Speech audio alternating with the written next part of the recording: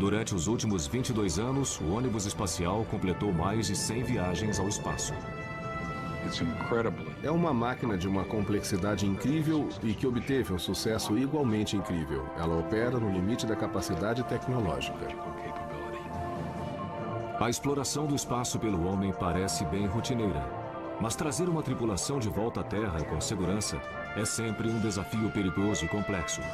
Ao penetrar na atmosfera a uma velocidade 25 vezes superior à do som, o atrito com o ar eleva a temperatura do ônibus espacial a cerca de 1.500 graus centígrados. Somos nós que estamos brilhando assim? Somos sim.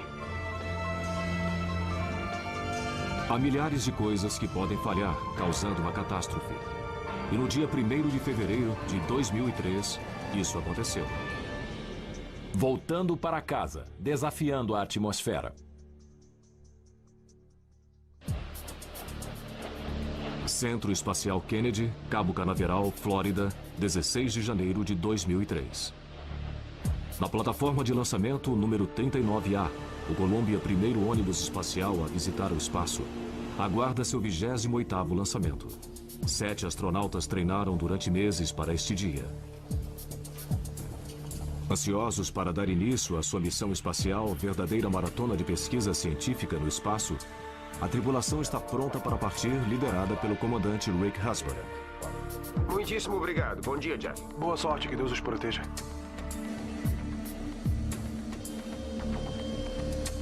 Sequência automática de partida autorizada. Os computadores de bordo do Columbia passam a ter controle primário sobre todas as funções críticas do veículo. 10, 9, 8, 7. Autorizada a partida do motor principal. 5, 4, 3, 2, 1. Ignição positiva dos foguetes auxiliares. E o Columbia decola. Às 10h39 da manhã, o Columbia e sua tripulação rasgam o céu azul claro do amanhecer. O Columbia está virando para atingir o azimuth correto de 39 graus de inclinação em órbita. Em apenas 8 minutos e meio, o Columbia queima quase 2 milhões de quilos de combustível e atinge a sua órbita a cerca de 300 quilômetros acima da superfície da Terra.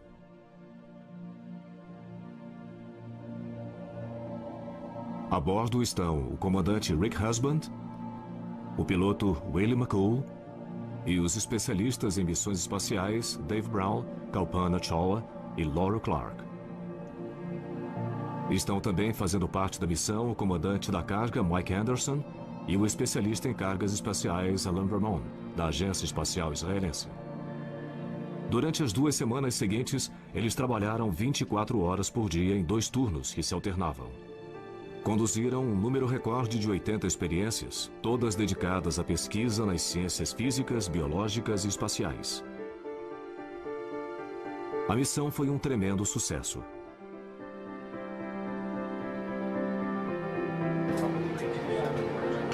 No dia 1º de fevereiro pela manhã, chega a hora de trazer o Columbia e sua tripulação de volta para casa. Quando o ônibus estava sobrevoando o Oceano Índico, a equipe de controle da missão, que fica em Houston, autoriza a reentrada. O Columbia inicia sua queda livre, controlada, para retornar à Terra, lançando-se em direção ao planeta a quase 30 mil quilômetros por hora. Quando atinge a atmosfera densa da Terra, o ônibus é cercado por um envoltório de gás que se queima a uma temperatura equivalente a 1/3 da existente na superfície do Sol. Nada sugeria que, dentro de poucos minutos, essa poderosa força da natureza daria término às vidas das 7 pessoas que estavam a bordo. É fantástico. Está ficando muito brilhante lá fora. Você não ia querer estar lá agora. O Columbia chega até a linha da costa da Califórnia. Tudo parece normal. Olha ele lá! There's 7 people in that thing. O pouso no Centro Espacial Kennedy, na Flórida, ocorreria em menos de 25 minutos. Como foi a coisa? Câmbio? E foi aí que algo deu errado. As testemunhas viram o que pareciam destroços caírem do ônibus.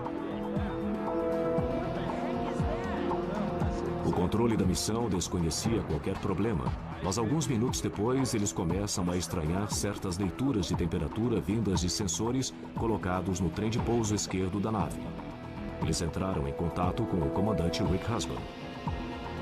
Columbia, aqui é Houston. Estamos vendo suas mensagens de pressão dos pneus, mas não copiamos sua última. Positivo.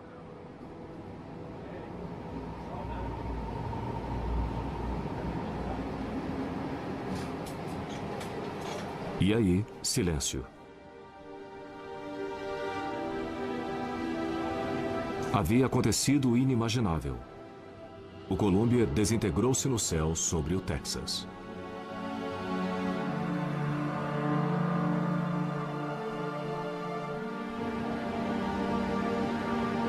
Não houve sobreviventes.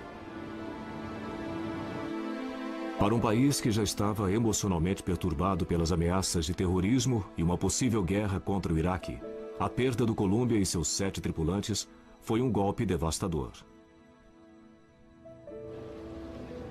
O senador Bill Nelson, eleito pela Flórida, é membro da Comissão de Comércio, Ciência e Transporte do Senado norte-americano. Ele já foi astronauta do ônibus espacial. Os eventos de 1º de fevereiro trouxeram tristes memórias a ele. Eu me sinto totalmente desamparado. Me lembra de como eu me sentia há quase que exatamente 17 anos, quando vimos as imagens da explosão do Challenger, que ocorreu apenas 10 dias depois de eu ter retornado à Terra. Eu vi aquilo tudo cair sem qualquer possibilidade de recurso no Oceano Atlântico. Desta vez, 17 anos depois, estamos vendo os pedaços do Columbia caírem inapelavelmente na Terra.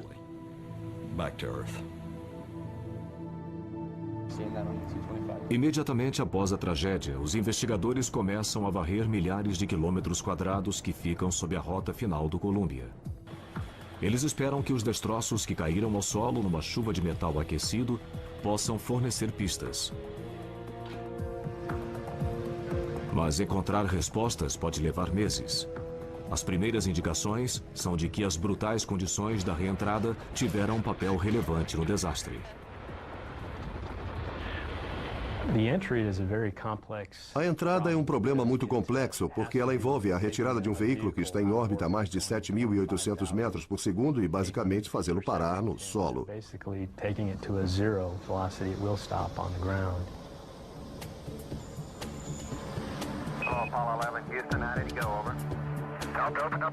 A possibilidade de uma catástrofe durante a reentrada preocupa os engenheiros e cientistas desde os primórdios das viagens espaciais.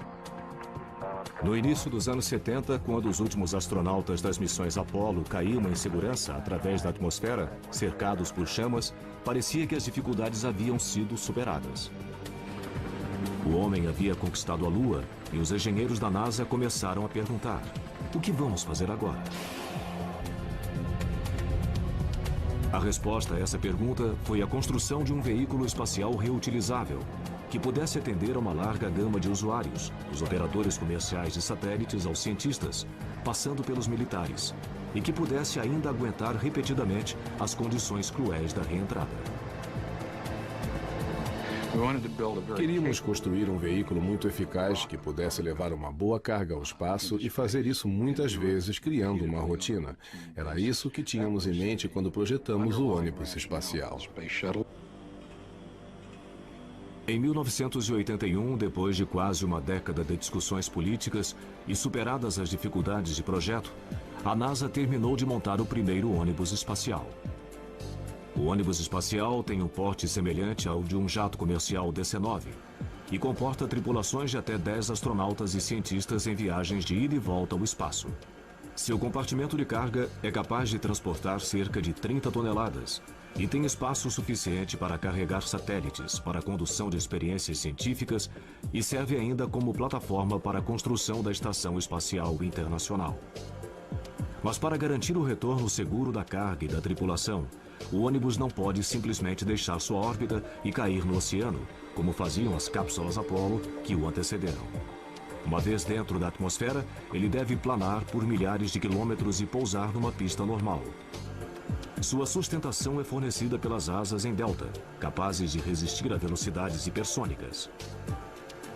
Na primavera de 1981, o protótipo passou com louvor pelo teste final.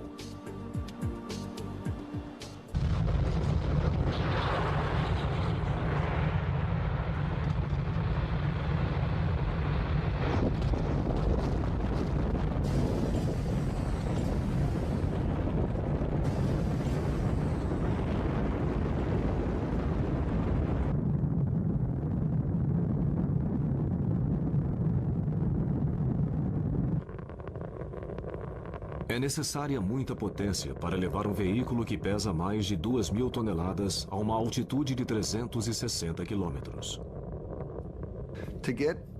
Para colocar qualquer coisa em órbita, você tem de fazer duas coisas: chegar a centenas de quilômetros acima da superfície da Terra e depois atingir uma velocidade suficiente para permanecer em órbita, ao invés de cair de volta na Terra.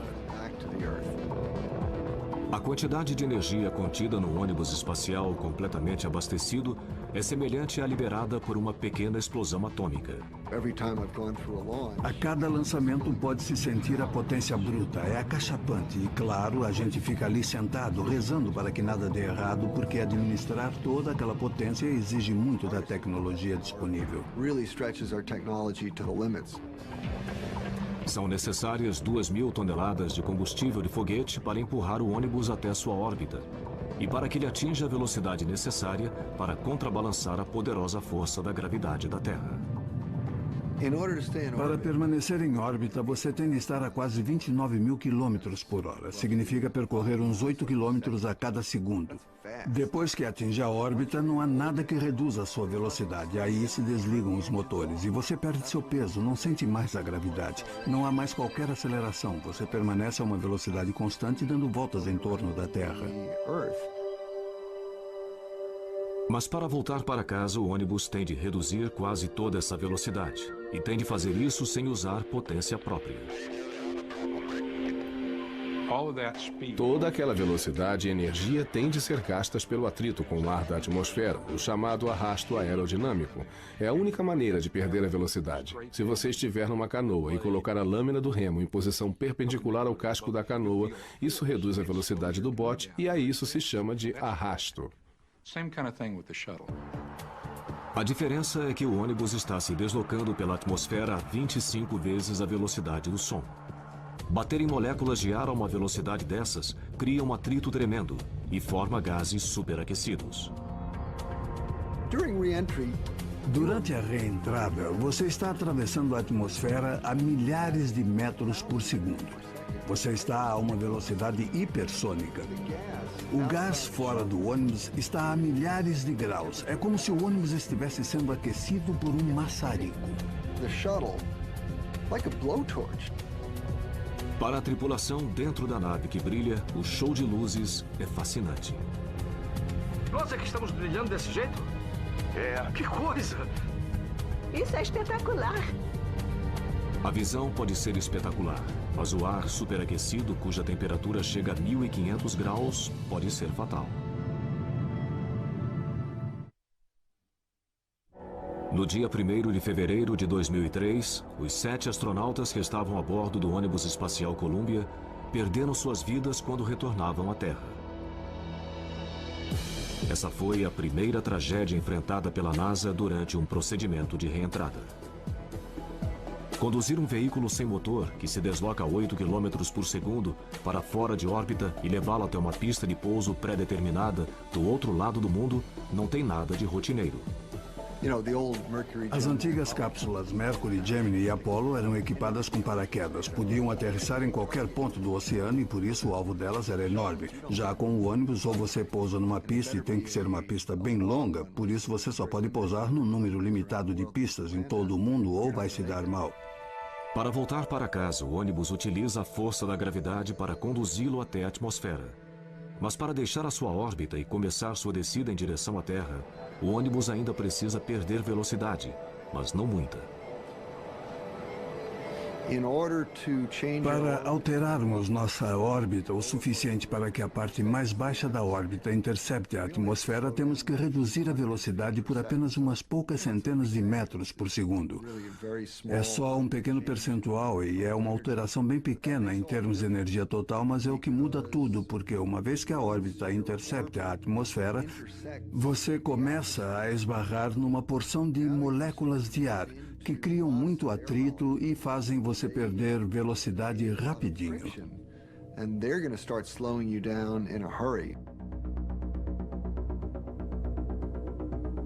Antes de voltar à atmosfera, a tripulação coloca a nave de cabeça para baixo e vira a traseira para frente. E aí começam a ser disparados os foguetes de manobra do ônibus em órbita. O empuxo de quase 3.000 quilos de cada motor faz com que em poucos minutos a nave saia de órbita. E ela começa a descer.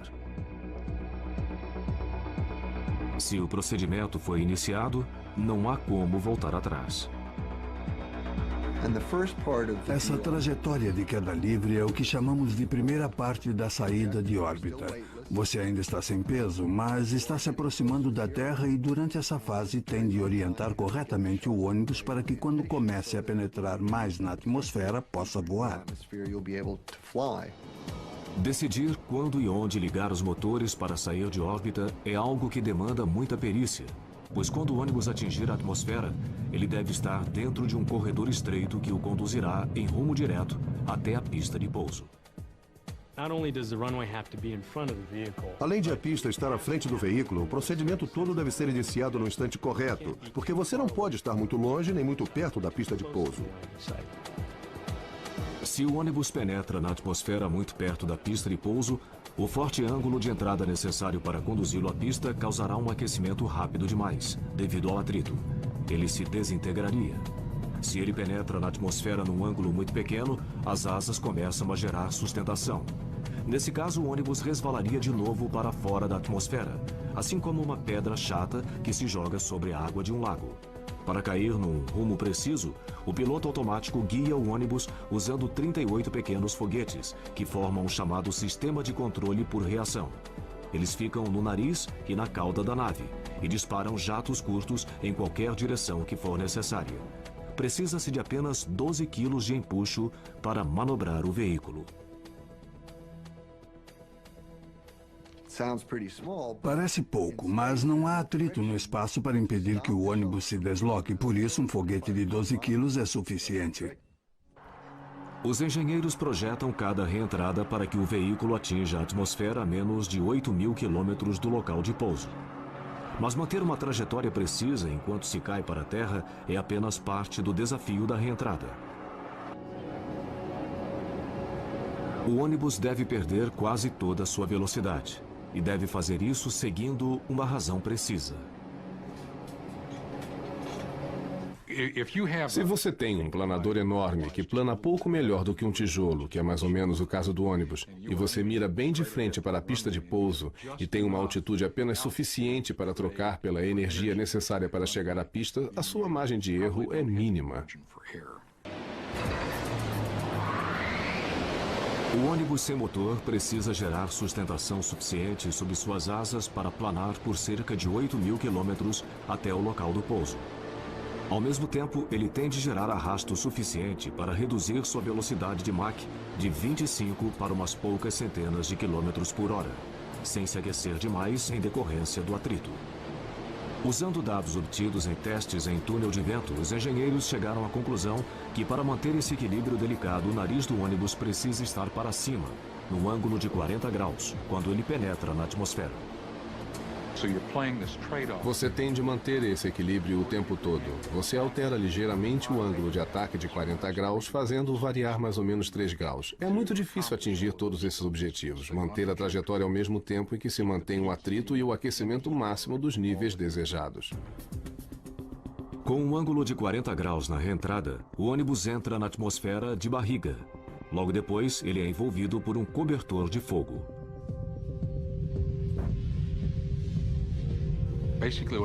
O que acontece é que você vem tão depressa que se forma uma onda de choque. É como uma marola que se forma na proa de um navio, mas amplificada umas 10.000 vezes. As moléculas de ar são exprimidas umas contra as outras, cada vez mais perto, e o ar fica cada vez mais denso, até que elas não conseguem mais sair do caminho. O calor gerado por todo esse atrito arrebenta as moléculas de ar.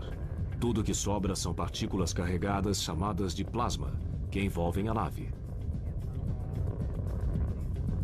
Em certas áreas da superfície, a temperatura chega a quase 1.500 graus. Mas a onda de choque em si, que flui a menos de 1 metro do ônibus, é muito mais quente. É a mesma temperatura da superfície do Sol. Para quem a assiste, é uma experiência visual espetacular ver essa onda de choque e perceber essa incrível quantidade de energia que o cerca.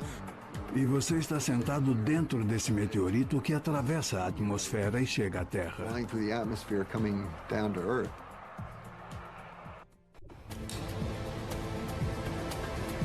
Para um veículo cuja estrutura básica é feita de liga de alumínio, parecida com as usadas em aviões, a exposição a esse nível de calor seria catastrófica. O alumínio começa a se derreter a algumas centenas de graus apenas. Acima de 540 graus ele se mantém derretido. Para proteger a nave e sua tripulação, os engenheiros tiveram de inventar uma maneira para isolar a estrutura desse calor mortal.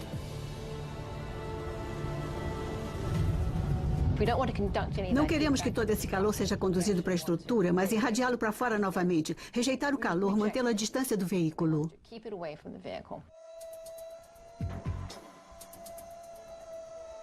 E isso requer um sistema de proteção térmica capaz de resistir a temperaturas de até 1.500 graus. No caso do ônibus espacial, esse material deve ser reutilizável, uma coisa que não havia ocorrido antes.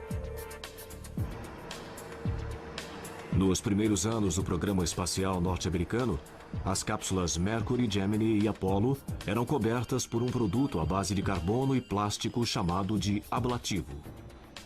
Sob calor intenso, esse material ablativo queima e forma gases. Nesse processo de evaporação, os gases se espalham pela atmosfera, afastando-se da cápsula, carregando consigo o calor da reentrada. Embora seja eficaz, o material ablativo só pode ser usado uma única vez, e é também muito pesado.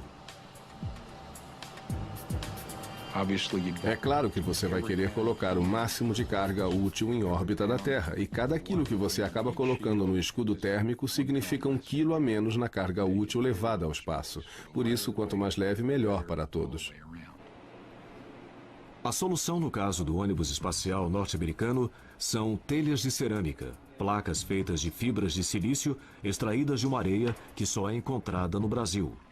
As fibras de silício são misturadas com água e outros materiais e tomam a forma de blocos.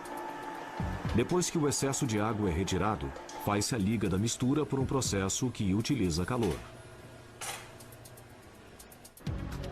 O resultado é um material poroso, cerâmico, composto pelas fibras de silício, que são leves e resistentes ao calor e cheio de bolhas de ar. Do grande bloco são cortadas placas e cada uma é usinada até chegar a um tamanho e formato próprio, que depende do local da nave que ela vai proteger. Cada peça é então cozida em forno a 1260 graus. As placas dissipam calor com tanta eficácia que se pode pegá-las com as mãos, segundos após saírem do forno. As placas destinadas a protegerem a barriga do ônibus espacial do calor da reentrada são ainda revestidas na face e nos lados, com um líquido preto que se vitrifica. O preto irradia o calor com eficácia e o revestimento em si evita que as partículas de plasma adiram à superfície da placa. Mas as placas se danificam com facilidade. No total, são necessárias mais de 20.000 placas para proteger toda a nave.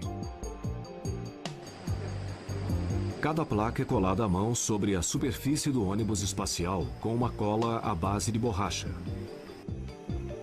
Essas placas pretas são capazes de proteger a nave em temperaturas que chegam a atingir 1260 graus. Mas algumas áreas ficam ainda mais quentes. O ônibus espacial se move para frente, por isso suas seções dianteiras são as primeiras a encontrar o ar e se aquecem mais do que qualquer outra parte da nave. E essas seções são a ponta do nariz e o bordo de ataque das asas.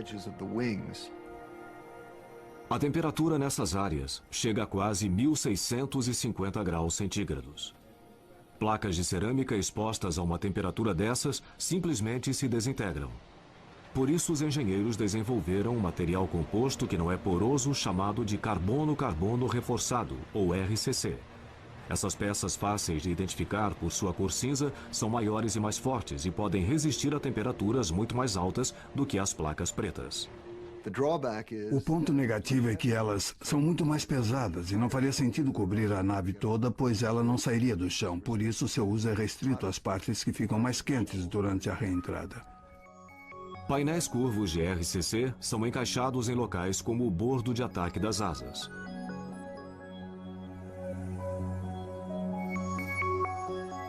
Fitas de vedação chamadas de T-seals são usadas para preencher os espaços entre os painéis.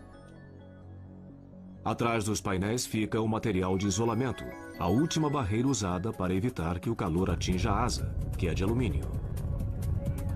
Esse sistema de proteção térmica é exigido ao máximo, sem que o ônibus espacial penetre na atmosfera.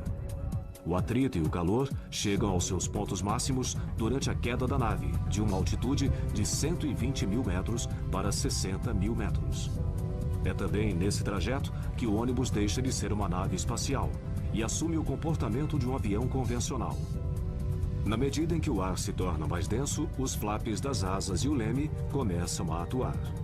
Usando o ar para manobrar como um avião, o ônibus espacial consegue perder mais velocidade. Ele inicia uma série de manobras chamadas de curvas em S. Com o nariz para cima, ainda no ângulo de 40 graus, o ônibus espacial faz uma curva forte para um lado. A sustentação do ar sob as asas delta leva o ônibus a centenas de quilômetros para fora de sua direção de voo. As curvas em S gastam energia porque você está voando uma distância maior para chegar à pista de pouso. Está trocando energia pela distância para chegar à pista. E se voa uma distância maior, se livra do excesso de energia.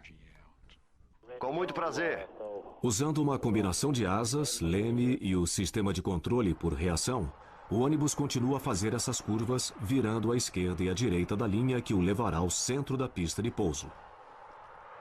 Realizar essas manobras a velocidades hipersônicas, ao mesmo tempo em que se mantém um rumo preciso, exige muita atenção e ajustes constantes.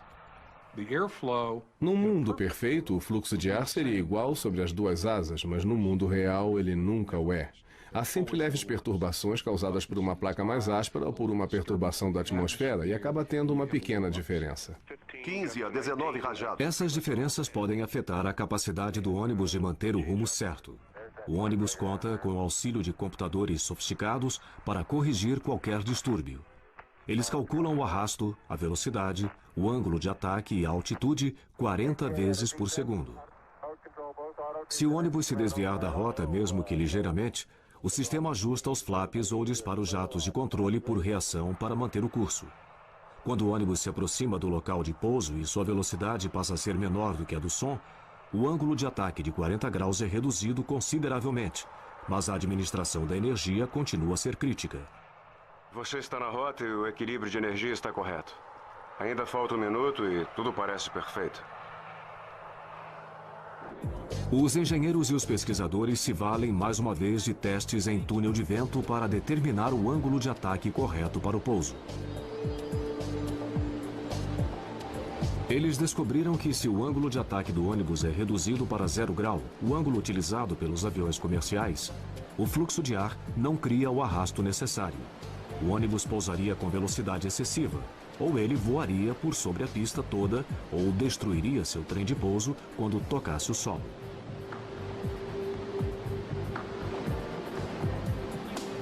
Mas se o nariz do ônibus está apontado para cima, num ângulo de 14 graus, quando ele reduz sua velocidade hipersônica, o equilíbrio entre a sustentação e o arrasto o levará com segurança até a pista. Dado que o veículo não tem um motor ativo, ele não pode abortar um pouso nem ser dirigido para outra pista. Ele só tem uma chance para acertar. A 90 km da pista, um dos pilotos assume o comando, que estava com o computador.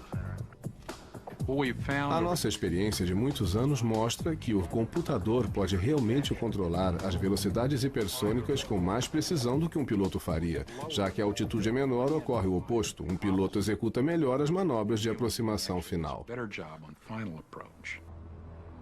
Em menos de 1 hora, a partir do momento do disparo dos foguetes que o tiram de órbita, o ônibus espacial e sua tripulação dão meia volta ao mundo.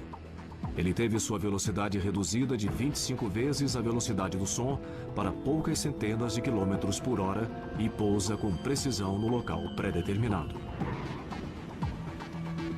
É uma cena que já foi repetida 111 vezes desde 1981. Mas quando o ônibus espacial Columbia fazia essa viagem costumeira, no dia 1º de fevereiro de 2003, alguma coisa terrível ocorreu em algum ponto de sua rota. Durante a reentrada, a tripulação do ônibus espacial é lançada através da atmosfera a 8 km por segundo, cercada por um cobertor de fogo. Chegar em segurança à pista de pouso parece uma tarefa impossível. Tudo que se relaciona com viagens espaciais exige muito esforço. Cada detalhe tem de estar absolutamente correto. Estamos tentando dominar um ambiente extremamente hostil que não perdoa qualquer tipo de erro.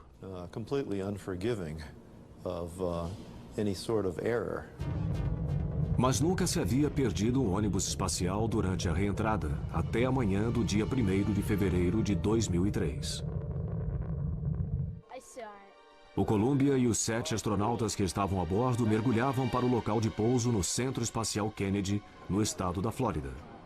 Mas por volta das 9 horas da manhã, horário da costa leste dos Estados Unidos, ocorreu um desastre. O Columbia, que foi o primeiro ônibus espacial da NASA a voar no espaço, despedaçou-se no céu do Texas, viajando a mais de 20 mil quilômetros por hora. Milhares de pesquisadores varreram a região sudoeste dos Estados Unidos à procura de destroços. Enquanto isso, os empregados da NASA reconstruíam meticulosamente cada momento da missão da Columbia. Uma pista encontrada durante a análise do lançamento do ônibus espacial, ocorrido 2 semanas antes, no dia 16 de janeiro. As imagens de vídeo mostram que 82 segundos depois da decolagem, uma peça de espuma, com um comprimento de 61 centímetros e uma largura de 38 centímetros, caiu do tanque de combustível externo. Essa peça bateu na parte inferior esquerda do Columbia. Ela parece ter atingido os painéis de RCC do bordo de ataque da asa, os painéis que protegem a estrutura de alumínio da nave do intenso calor da reentrada. Os engenheiros tomaram conhecimento de que essa peça havia atingido o ônibus espacial no dia seguinte ao do lançamento, mas era comum a queda de peças de espuma do tanque externo de combustível durante o lançamento. Mas isso nunca causou danos de monta e nada fazia crer que fosse diferente dessa vez. O tanque externo tem um comprimento de 47 metros e contém mais de 680 toneladas de combustível super resfriado. O exterior do tanque é coberto por uma espuma cor laranja que ajuda a manter baixa a temperatura. Às vezes aparecem bolhas sob a espuma, depois que ela é aplicada. São bolhas cheias de ar úmido. Durante o lançamento, quando aumentam a velocidade e a altitude do ônibus espacial, as temperaturas variam bastante ao longo do exterior do tanque. As bolhas presas na espuma se expandem, rompendo a espuma que cai.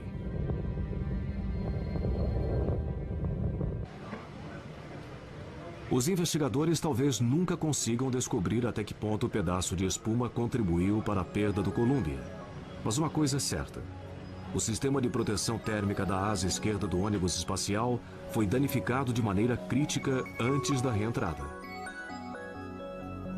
As imagens de radar tomadas por satélites no dia seguinte ao do lançamento dão apoio a essa teoria. Depois de uma manobra rotineira executada pelo Columbia, os satélites detectam uma ocorrência pouco usual. Um objeto mais ou menos do tamanho de um caderno flutuando e se afastando da nave. Os investigadores acham que esse objeto pode ter sido um pedaço da asa esquerda do Columbia, uma peça danificada na véspera pelo pedaço de espuma que se soltou. Naquele momento, ninguém deu maior importância às possíveis consequências do que se via nas imagens de radar. Se tivesse sido de fato um pedaço do ônibus, o Columbia retornaria à atmosfera com um buraco na sua asa esquerda, sem que sua tripulação se desse conta disso.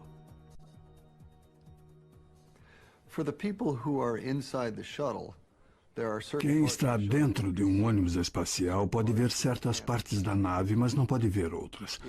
Se você tem um braço manipulador a bordo, equipado com uma câmera de vídeo, pode ver partes do ônibus que não são visíveis de dentro da cabine. Como nessa missão não estavam previstos passeios no espaço, O braço manipulador que poderia ser usado para a inspeção de danos não estava a bordo do Columbia. No sábado, dia 1º de fevereiro, o controle da missão se prepara para trazer a tripulação de volta. Às 8h15 da manhã, começam a serem disparados os foguetes do sistema de controle por reação. 2 minutos e 38 segundos depois, o ônibus espacial inicia sua queda livre, controlada, em direção à Terra. Com o veículo viajando a cerca de 29 km por hora, o computador de bordo dirige o veículo para o corredor estreito que o levaria à pista de pouso. O nariz da nave ainda está levantado, no ângulo de 40 graus. Ao sobrevoar o Havaí, a 120 mil metros de altitude, o ônibus espacial penetra na atmosfera e começa a se aquecer.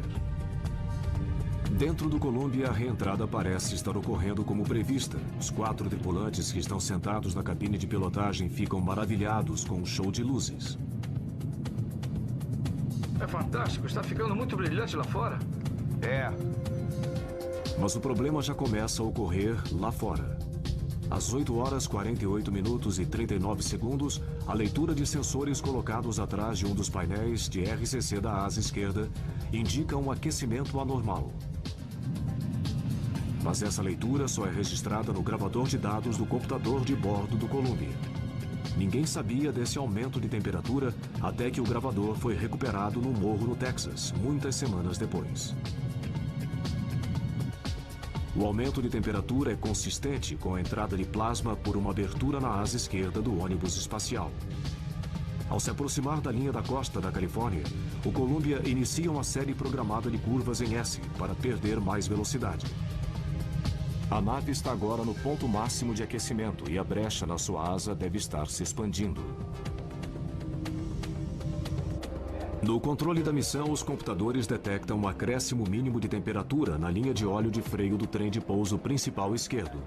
Mas a variação é muito pequena para sugerir que ocorreria um desastre. Quando o ônibus espacial sobrevoa os céus da região oeste dos Estados Unidos, algumas testemunhas presenciam uma visão horrível. Há destroços em chamas se soltando da nave. Olha aqueles pedaços caindo dele.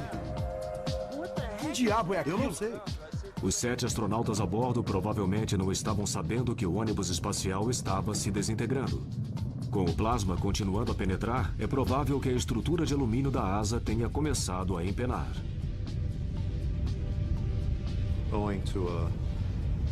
Devido a uma fenda nos painéis de RCC do bordo de ataque, os gases quentes penetraram no interior da asa e derreteram a asa de dentro para fora. A asa começa a perder seu formato aerodinâmico. As placas e outros materiais se soltam. Ainda assim, os jatos do sistema de controle mantêm o Columbia na rota. Sobre o estado do Novo México, o veículo vira para a esquerda, como planejado. A essa altura, o plasma chega ao poço da roda do trem de pouso esquerdo. A pressão do pneu do Columbia vai a 0. Os alarmes começam a soar. O controle da missão entra em contato com o comandante Rick Husband. Columbia, estamos vendo suas mensagens de pressão dos pneus, mas não copiamos a sua última. Positivo. Cessa toda a comunicação. De acordo com os dados recuperados, menos de 1 minuto depois, os jatos do sistema de controle por reação perdem a batalha e já não conseguem manter o Columbia e sua tripulação na rota. Se há deformação estrutural permanente por calor, ela torna totalmente impossível controlar o veículo. E é muito provável que ocorra um movimento de rolagem ou de cambalhotas, destruindo o veículo. Foi o pior que poderia ocorrer. Uma fenda no sistema de proteção térmica do ônibus espacial resultou numa catástrofe. Os destroços se espalharam por milhares de quilômetros quadrados. E 7 astronautas perderam a vida.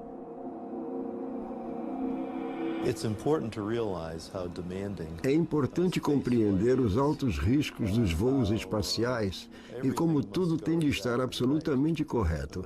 Infelizmente, nós estávamos acostumados a presenciar uma série de milagres durante os quais, de muitos milhares de coisas que podiam dar errado, nada dava errado. Até que se chegou a um dia de má sorte.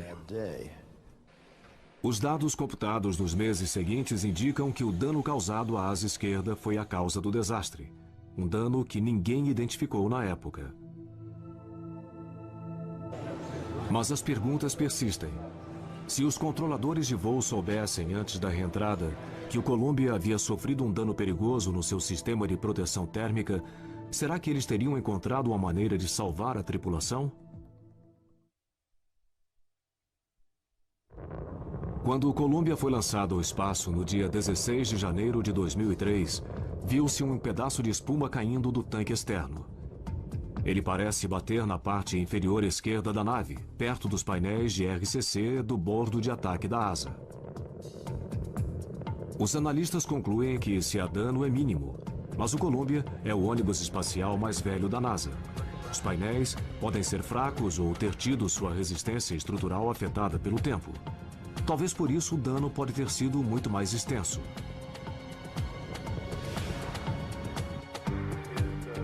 A pergunta persiste. Mesmo que os controladores da missão estivessem a par do dano antes de a nave retornar à Terra, eles poderiam ter salvo a tripulação? Em meados de 2003, as autoridades da NASA anunciaram que talvez tivesse sido possível enviar uma missão de resgate. O ônibus espacial Atlantis estava sendo preparado para seu próximo voo e poderia ser lançado rapidamente. Uma vez em órbita, o Atlantis poderia se encontrar com Columbia, que estava danificado. Mas passar uma tripulação de uma nave para outra em órbita é uma manobra complicada e perigosa. Nunca havia sido tentada antes. Até hoje não há como reparar as placas de cerâmica nem os painéis de RCC que protegem os bordos de ataque das asas com a nave ainda em órbita. Mas será que o Columbia poderia ter ancorado na Estação Espacial Internacional e esperar uma solução para o problema? Embora 95% das missões tenha a ver com a Estação Espacial, a última missão do Columbia não o levaria até ela. A quantidade de combustível que havia a bordo não era suficiente para que ele subisse para uma órbita mais alta, onde fica a estação espacial. Eu creio que os voos futuros deverão contar com alguma capacidade para reparo na estação espacial. Terão de adotar procedimentos para prever uma missão de resgate ou ter combustível a bordo em quantidade suficiente para mudar de órbita e se encontrar com a estação espacial. A comissão que investiga o acidente com o Columbia apresentou um relatório preliminar com recomendações. Em primeiro lugar, deverão ser feitas imagens do ônibus em órbita. Essas imagens detalhadas, obtidas por satélites ou do solo, devem revelar, espera-se, qualquer dano crítico antes que seja tarde demais. A comissão recomendou também que a NASA implemente um plano integrado para a inspeção do sistema de proteção térmica, antes e depois de cada missão. Os cientistas e os engenheiros continuam a desenvolver materiais novos e mais resistentes para a proteção dos ônibus e veículos futuros das duras condições encontradas nos voos espaciais. Por enquanto, as 3 naves remanescentes Atlantis, Endeavour e Discovery permanecerão no solo. Enquanto se revê o futuro do programa de ônibus espaciais, não se poderá desprezar as realizações dos últimos 22 anos. O ônibus espacial é o veículo mais extraordinário da era espacial. E eu digo isso sem medo, porque eles voaram mais e são os únicos veículos que podem ser reutilizados. Nós levamos mais pessoas ao espaço, executamos mais experimentos científicos e trouxemos de volta mais resultados científicos do que qualquer outra nave que tenha sido enviada ao espaço. Coisas como o telescópio espacial Hubble não existiriam sem um ônibus espacial. O fato de astronautas poderem repará-lo em órbita permite que o Hubble continue a ser uma peça-chave para os cientistas que desvendam os mistérios do universo. As imagens espetaculares que ele nos envia permitiram que se estudasse de forma inédita a formação de nosso sistema solar e as origens da vida na Terra. Apesar dos riscos inerentes ao envio de pessoas ao espaço, os astronautas e os cientistas acreditam que os benefícios que resultarão da continuação da exploração do espaço são maiores do que os riscos a ela inerentes. Os humanos são curiosos. Nós gostamos de saber sempre o que se esconde por trás de cada morro. Isso vai fundo no nosso senso de humanidade. E se um dia perdermos a atração pelo desconhecido, eu acho que reduziríamos nossas possibilidades. E eu espero que isso não ocorra nunca. Enviar pessoas ao espaço nos permite fazer coisas que as máquinas não podem fazer. É importante ter uma pessoa lá para mexer nas coisas com suas mãos, para ver coisas com seus olhos, para raciocinar instantaneamente sobre o que ocorre com o seu cérebro. Não há computadores nem robôs que possam fazer isso. Mas o mais importante é que esses seres humanos podem retornar e nos explicar como é ser um explorador do espaço. É isso que realmente importa quanto a enviar pessoas ao espaço. O ônibus espacial já foi colocado em órbita 113 vezes. Infelizmente, 2 dessas missões terminaram em desastre. Mesmo depois do acidente com o Columbia e a trágica perda de sua tripulação de 7 pessoas, os dirigentes da NASA permanecem confiantes que o ônibus espacial voltará a voar em breve.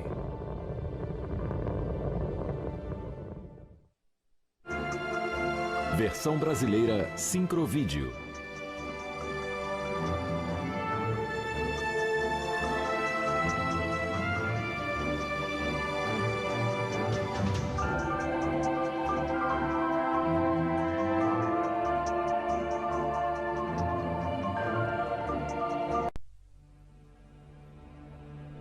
Prepare-se para uma viagem que ninguém mais ousaria fazer.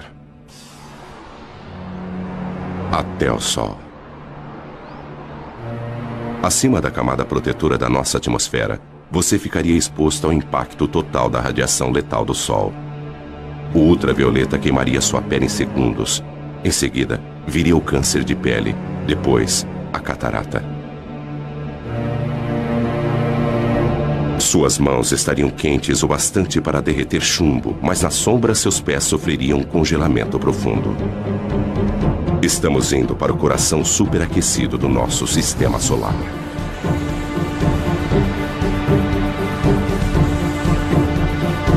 Aqui, forças invisíveis dão origem a arcos de fogo tão grandes que engoliriam a Terra.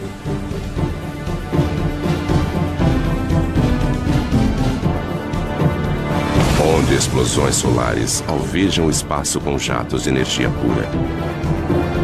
Se o nosso planeta Terra estivesse próximo de uma destas, seria vaporizado em segundos. Hastes de hidrogênio quente. Este prato vermelho é invisível para nós na Terra, onde ficamos ofuscados pelo brilho intenso que existe abaixo dele. Aqui, jatos de calor sobem e descem, cada um com o tamanho do Texas e com 1.600 quilômetros de profundidade. E ainda mais abaixo, em seu núcleo, a temperatura é de 17 milhões de graus centígrados. Mas o planeta Terra está à distância certa desse inferno. Enquanto outros planetas são congelados ou escaldantes, nós, a 150 milhões de quilômetros, estamos em uma zona confortável. Um pouco mais perto, e os oceanos ferveriam. Mais distante, e a Terra seria um deserto gelado.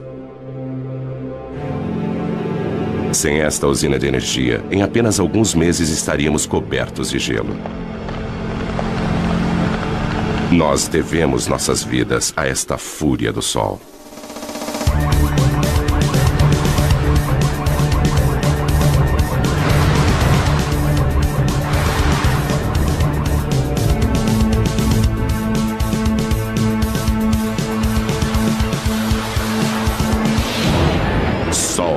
Indomável.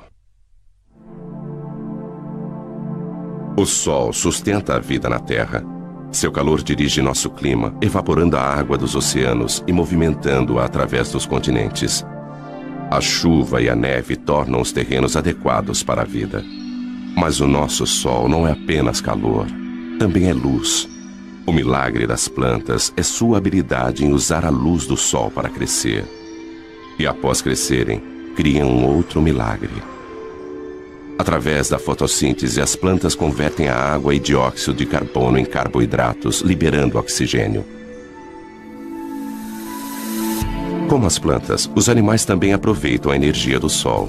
O calor do corpo de todos os animais já foi luz solar. Sem este calor, criaturas como o crocodilo não teriam energia para digerir seus alimentos. Uma câmera de mapeamento térmico mostra as áreas quentes, as protuberâncias nas costas do crocodilo que desenvolveram-se para captar o calor do sol. Eles absorvem o calor através da pele, que o transporta para a corrente sanguínea. Os alimentos apodreceriam no estômago frio de um crocodilo. Nós também gostamos de nos deitar ao sol. E quando fazemos isso, obtemos mais do que apenas um bronzeado. Nossa pele começa a produzir ingredientes para as vitaminas que precisamos para sobreviver, usando reações químicas que são desencadeadas pela energia da luz do sol. Nós devemos nossas vidas a esta imensa usina de força natural. Ela utiliza como combustível o elemento mais simples do universo, hidrogênio, o gás mais leve que o ar, que antigamente era usado para sustentar o voo das aeronaves. 1937, 70 toneladas de hidrogênio impulsionam o Heidelberg sobre Nova Jersey. Mas ocorre uma faísca.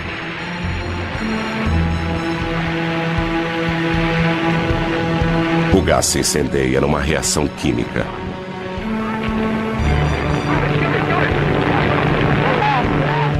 Mas o mesmo hidrogênio, através da fusão de uma reação nuclear como a do Sol, arrasaria Nova York.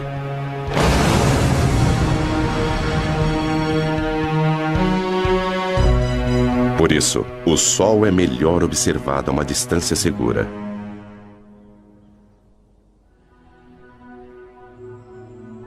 Lago Big Bear Mountain, onde o ar frio e tranquilo não é afetado pelas ondas de calor. O telescópio do observatório Big Bear pode filtrar o brilho do Sol. Ele focaliza apenas uma frequência específica de cor. E um novo Sol é revelado.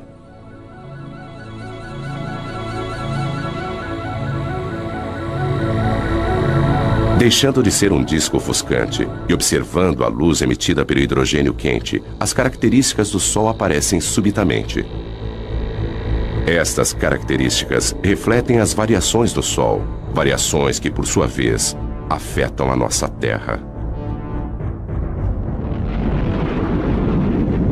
As manchas pequenas e arredondadas são as áreas mais frias, manchas solares que localizam-se em uma superfície abrasadora. Labaredas, fissuras que se abrem, brilhando com mais calor à luz do hidrogênio.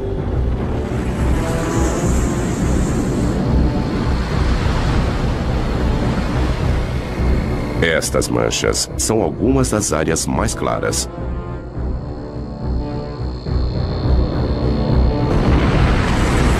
Imensos filamentos, arcos de gás erguendo-se acima da superfície.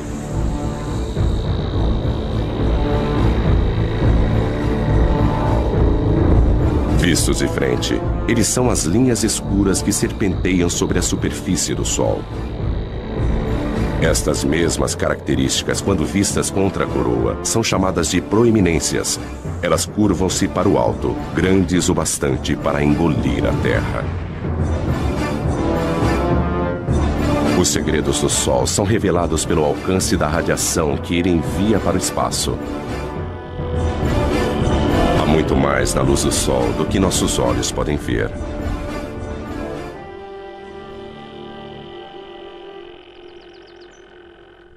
Graças à internet, ninguém precisa visitar um observatório para estudar o Sol. O professor e escritor Ken Lang trabalha na própria casa em Boston. Ele dedicou grande parte de sua carreira a pesquisar o que faz o Sol brilhar. O segredo está na capacidade do Sol de comprimir os átomos de hidrogênio com tamanha potência que eles se fundem, transformando-se em hélio. O Sol brilha por fusão nuclear. A fusão de 4 átomos de hidrogênio e 1 de hélio. Primeiro um átomo de hidrogênio funde-se a outro, depois mais um e um quarto. mas o hélio pesa menos do que 4 átomos de hidrogênio que o formaram. Então a massa é menor do que a que você utilizou. Essa diferença na massa é a energia que alimenta o Sol. Alguns quilos de matéria transformam-se em energia em uma bomba H. Mas a cada segundo, o Sol libera a mesma energia de 1 milhão de bombas H. Apesar disso, existe uma força que impede que ele se fragmente. A gravidade. Ela é forte o bastante para manter o monstro nuclear sob controle. A gravidade comprime o Sol, fazendo com que ele se aqueça por dentro. As partículas movimentam-se mais rapidamente e a fusão nuclear ocorre a uma taxa mais veloz. Isso gera uma pressão de dentro para fora que faz com que o Sol se expanda e resfrie-se novamente. Mas quando a fusão obriga o Sol a se expandir, a gravidade volta a agir. O núcleo se aquece e a fusão nuclear aumenta. Então o pêndulo fica oscilando entre a gravidade e a fusão. É como um cabo de guerra indo e voltando, mas sem vencedor.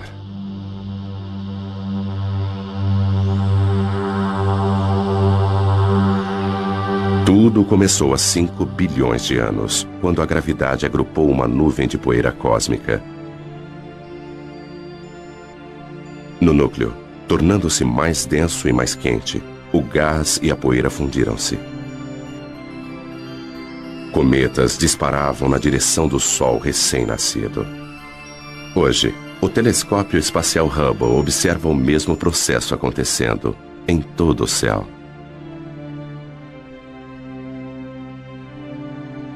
Nosso Sol é apenas uma entre bilhões de estrelas. O Hubble aproxima-se delas e nos mostra estrelas de todas as idades num ciclo de vida em que todas estão conectadas, porque as estrelas nascem de outras estrelas.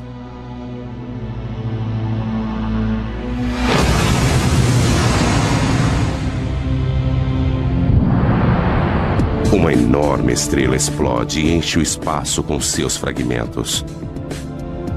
Os vestígios de sua morte unem-se aos destroços de inúmeras outras explosões. Estes resíduos vão se transformar nas sementes de novas estrelas. A nebulosa da Águia, o caldeirão da criação. Nuvens imensas de estrelas mortas há muito tempo. No seu interior, estrelas, planetas, talvez até mesmo vida. Tudo isso esperando pela iminência do nascimento. Mas no gás e na poeira que formam a nebulosa de Orion, a gravidade já reuniu os destroços e deflagrou o fogo celeste. Novas estrelas com bilhões de anos para brilhar. Da história estelar universal, agora voltamos ao nosso Sol. O que se vê no Sol depende de como ele é observado. Além das cores visíveis, existem os raios-x invisíveis, raios ultravioleta, raios infravermelhos e ondas de rádio. As partes mais interessantes do Sol estão em comprimentos de ondas visíveis. Elas fornecem uma nova perspectiva. Da mesma forma que a sintonia de uma TV, cada novo comprimento de onda fornece uma nova imagem, uma vez que a maior parte desta radiação invisível é absorvida pela atmosfera. Nós lançamos satélites. 5, 4, 3, 2... Cabo Canaveral, dezembro, 1995. Espaçonave Atlas. O satélite Sorro paira no espaço em um ponto especial, a 1.600.000 quilômetros, onde a força gravitacional da Terra é tão forte quanto a do Sol. Este observador do Sol, alimentado pela energia